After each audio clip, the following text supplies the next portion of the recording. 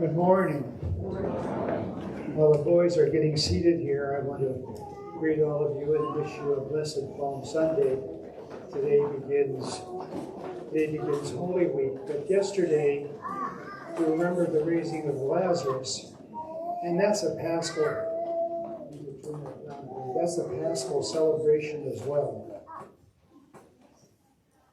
The epistle today begins, "Rejoice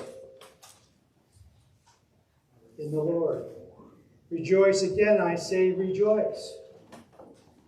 Rejoice means more than being happy. It's a continual feeling of peace and thanksgiving in the Lord. So when Jesus came into Bethany, the next day after raising Lazarus from the dead, the people met him with branches. This was a victory celebration. We call it the triumphal entry of Christ into Jerusalem.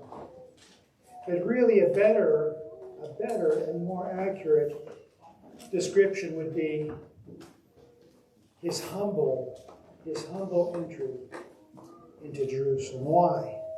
He didn't come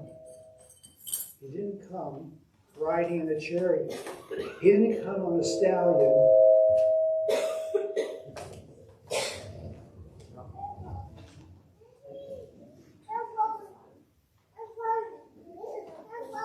Tell you that I do not like microphones.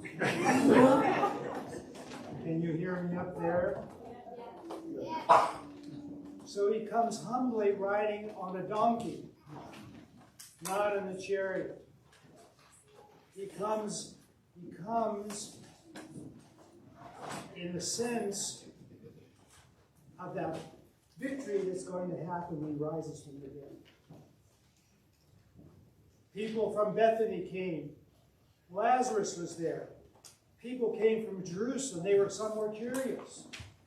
They wanted to see this man from Nazareth who made this miracle of raising someone from the dead. Jesus waited 4 days. He wasn't just sleeping, Lazarus. He waited 4 days, and the body started putrefying. Lazarus, come out. Lazarus, come out. That is a sign of the universal, we call that the universal resurrection for all of us. The same power that raised Jesus from the dead, the same power that Christ used to raise Lazarus from the dead is in each one of you. Is in each one of us. That power of grace. You know, before the epistle we say, dynamis. That means with strength, with power. That's where we get the word dynamite. That's God's power. And Christ showed that miracle in preparation for the coming week when he was going to be crucified. 5 days later, the crowd was shouting, Hosanna. What does Hosanna mean? What? Yes, save us. Hosanna. You know, later on in the liturgy, the choir will sing that. Hosanna. Hosanna. That's our cry, isn't it? Save us. That's what we ask Christ to do, to save us. How do we react to that call? How do we react to the fact that he took on flesh, the incarnation, and climbed up on that cross, was elevated on that cross, and all the torture and all the persecutions that he took to save us? What impact does that have on you?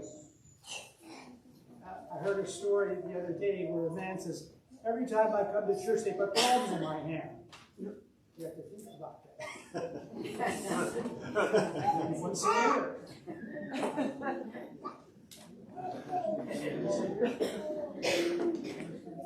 So, I want to now talk about the epistle. It's pretty clear that when Christ came in to Jerusalem, things were going to change. And then 5 days later, they were shouting, crucify him. Not Hosanna. Crucify him. Crucify him. Crucify him. Paul says, rejoice. Again, I say rejoice. Let men know your forbearance. You know what that word forbearance means? It means patience. Are you a patient person? I'm not a patient person. Ask my wife and kids. And a lot of you know. It's nice to be home. Nice to be home. Forbearance. Have no anxiety. A lot of anxiety now, isn't there, in this world? There are zones of war all over the globe. All over the globe. How do we have no anxiety in the world? Because in prayer and supplication, that's what gives us that inner peace. No matter what happens to us, no matter what happens to our friends and relatives in the Middle East, Paul says it this way: whether we live or die, we are the Lord's. Is that a reality for you? Do you belong to the Lord? Do you have a relationship with the Lord, or you just come once in a while? How do you prepare and receive in the Eucharist? Do you do the prayers? Do you fast? Or we just come and then leave and there's no change? There's no change in our minds and hearts? So what's happening to us today? Prayer and supplication, that's what we're doing with thanksgiving. In the most difficult times, we have to say thank you to God. Because He's there for us. Because what He did on the cross, we could never match.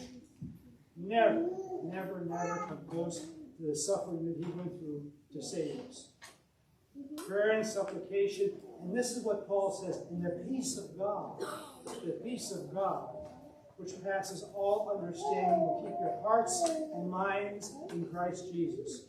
We have to keep our hearts, that's our emotions, and our minds, what we think, in Christ Jesus. We have to have the mind of Christ. The mind of Christ. Hearts and minds. And then he says, finally, brethren, what do you think? What thoughts do you have? Well, I wonder if the Guardians won yesterday. We'll just leave it. So we think about sports. What else do we think about? What occupies your mind? Your job. Maybe making more money. Bigger house.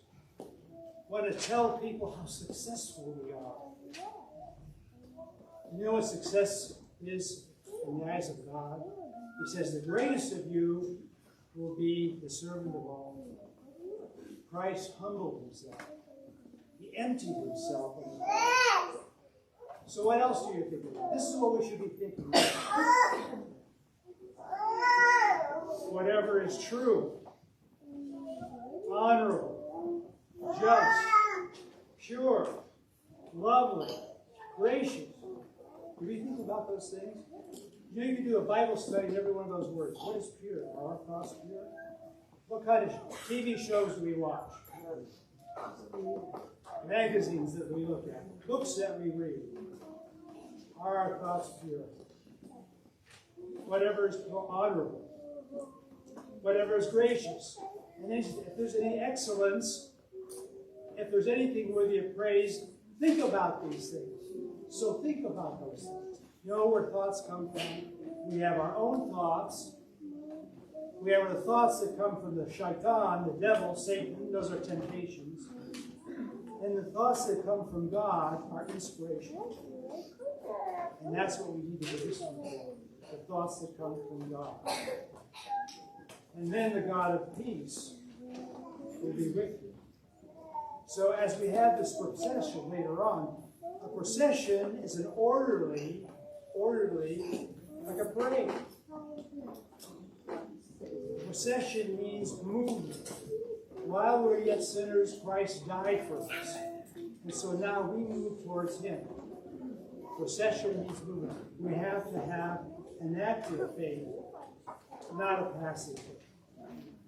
An active faith. So now, let me close with this. May the God of peace be with all. Glory to Jesus Christ.